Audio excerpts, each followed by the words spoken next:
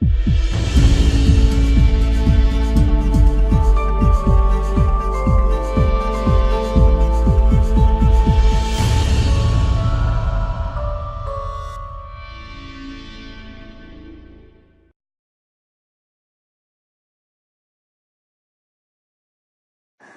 supervision, that's a tricky one, only because you have to fight against sort of preconceived ideas of what door supervision is.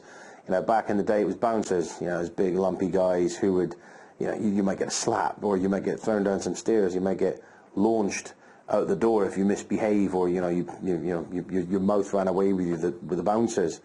When the Licensing Act came in, that was designed to regulate an awful lot. And what that did for the industry was that changed the approach from bouncing to door supervision. Nowadays, it's a completely different kettle of fish. For us personally, what is door supervision? Yeah, I mean, there still is an element of safety, physical authority that has to be asserted. You know, you've got to remember we're dealing with people who are potentially drunk, potentially very drunk, and maybe don't necessarily respond to your normal level of communication. So sometimes, yeah, there is a certain physical element to the job where you might actually have to physically remove someone from a premises. Fights might well break out. You might get involved in a scuffle. You may just have to deal with it. This is kind of par for the course. It's part and parcel with the role. Anywhere there's alcohol involved in people, something always has the potential to go up in a flare-up. You know, you accept those things, but what's the role in the main? Because thankfully these days those kind of things are relatively minimal, provided your door staff are doing what they're supposed to be doing.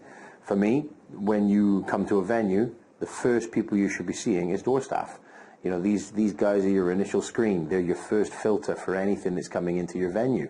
What's important is that you're filtering out underage people, people who are too intoxicated, or people who are known to be aggressive or already banned, or have maybe a criminal past and they're identified as such. You know, your stereotypical drug dealers. You know, once you've worked long enough on a door, you do get to know the faces. You know, as you do with any kind of job. We are that first filter.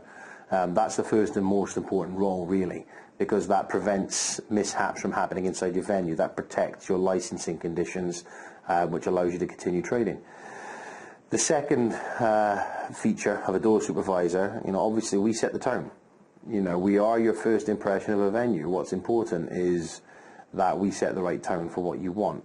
You know, you could have a big burly geezer if that's what you want, or you could have a pleasant gentleman on the front door in a suit with a shirt and tie who opens the door for you and greets you as you come in and, you know, says, good evening, sir, good evening, madam. You know, it could be anything. For me, it's all about customer service now. You know, if you're nice to people on the way in, they'll be nice to you on the way out. And if there is any issues on the inside, normally the respect that you generate by means of being a tidy person would normally allow you just to ask someone to behave once they're inside the venue if they're starting to get a little out of hand. Of course, that doesn't always work. But each of our door staff is completely capable of enforcing the more traditional bouncer element of the role where they have to remove somebody.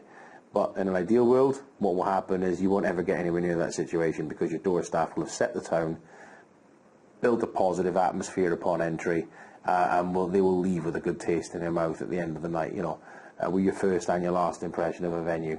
You know, we have to respect that. You know, your bar staff, your bar managers, they could be as lovely as you like. We can either spoil it for your customers when they come in or not, or they might have had a lovely evening and we could ruin that evening by having the wrong attitude at the door on the way out at the end of the night. You know, you're only ever as good as your last mistake. We are potentially that last mistake. What's key, what's critical, is understanding that responsibility that we have. We need to ensure that we are not the last mistake. We have to be the most positive part of the night when you leave. Good evening, we'll see you again soon. You know, all the usual friendly sort of banter. People need to feel leaving like it was a friendly, nice pub. And you can put that in their minds before they even walk in through the front door, just by having a good attitude.